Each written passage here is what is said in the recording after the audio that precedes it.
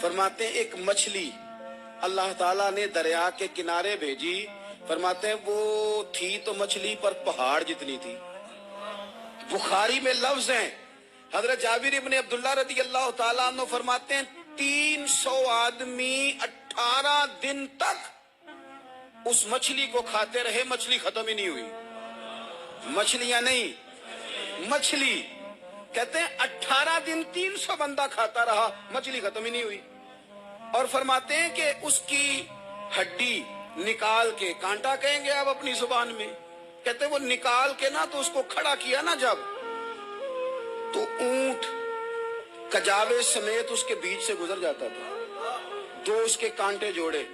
فرماتے ہیں وہ اس کا گوشت ہم کھاتے تھے اور اس کی چربی بطور تیل کے ہم جسموں پہ ملتے تھے، بیماروں کو اس سے سکون آتا تھا، تندرستی شفا ہوتی تھی۔ فرماتے ہیں ہم کھایا بھی ہم نے اور کچھ لے کے ہم مدینے بھی گئے، اور قربان جائیں نبی پاک نے بھی اس میں سے کھایا۔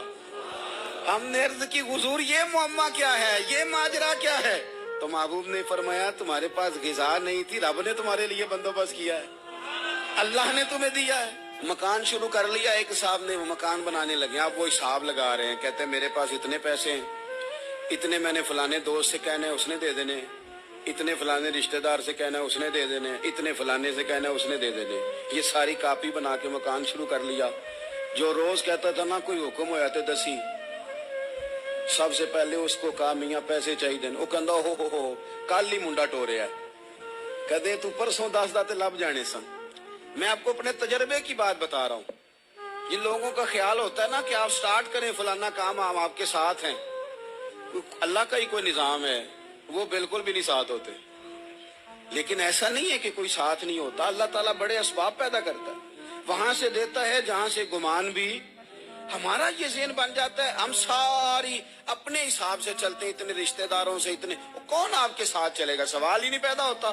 یہ سارے کام چھوڑ کے سب سے پہلے 2 رکعتیں پڑھو، اپنے رب کی بارگاہ میں، رسول کائنات کی بارگاہ میں گزارشات اور استغاثے پیش کرو، وہاں سے خیر طلب کرو۔ دنیا دار کیا دیں گے، کیا دے سکتے ہیں، کیا حیثیت ہوتی ہے کسی؟ اللہ کہتا ہے وہاں سے دوں گا۔ تو جو اللہ مال دے وہ لینا چاہیے کہ رشتہ داروں کا مال دیکھنا چاہیے؟ جو اللہ دے وہ لینا چاہیے کہ سیٹھوں نوابوں کی جیبیں دیکھنی چاہیے؟ جو اللہ دے وہ قبول کرنا چاہیے یا دیکھنا چاہیے کون سا آدمی کہاں پہنچ گیا؟ چھوڑو، اپنی مٹی پہ چلنے کا سلیقہ سیکھو۔ کسی کے سنگ مرمر پہ چلو گے تو پھسل جاؤ گے، پھسل جاؤ۔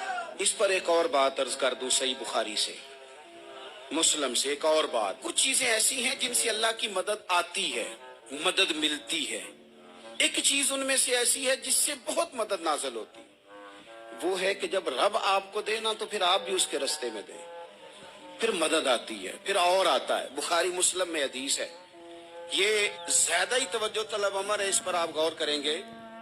حضرت ابو ہریرہ فرماتے ہیں کہ نبی پاک علیہ السلام نے فرمایا ایک شخص نے بادلوں کے اندر سے آواز سنی کہ فلاں آدمی کا کھیت اور باغ خشک ہو گیا ہے، وہاں برسو اور اس کے کھیت کو سیراب کرو۔ وہ بڑا حیران ہوا کہ بادل سے آواز آ رہی۔ پھر اس نے دیکھا کہ ایک پہاڑی پر بارش ہوئی، وہ بادل وہاں برسا، پھر نالیوں سے ہوتا ہوا پانی ایک طرف چلا۔ تو جس نے آواز سنی تھی، حضور بیان کر رہے ہیں، وہ بھی پیچھے پیچھے چلا کہ پانی کدھر جا رہا ہے۔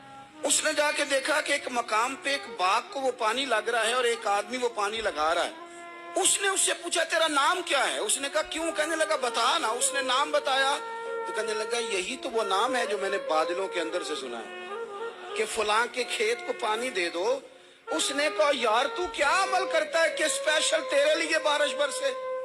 یہ بخاری پڑھ رہا ہوں، سیاستہ سے حدیث عرض کر رہا ہوں۔ اس سے پوچھا تو کیا کام کرتا ہے کہ جناب اللہ تبارک و تعالیٰ کا حکم کرم آیا کہ خاص تیرے لیے پانی برسے اور تیرے کھیت کو سیراب کرے؟ تو اس نے کہا چھوٹا ذمہ دار ہوں، پر جب فصل اگتی ہے تو 3 حصے کرتا ہوں، ایک حصہ اپنے بال بچوں پہ، بہن بھائیوں پہ خرچ کرتا ہوں، ایک حصہ پورا، اور ایک حصہ دوبارہ کاشتکاری پہ لگاتا ہوں، اور تیسرا حصہ خالص میں نے مسکینوں، یتیموں اور غریبوں کے لیے رکھا ہوا۔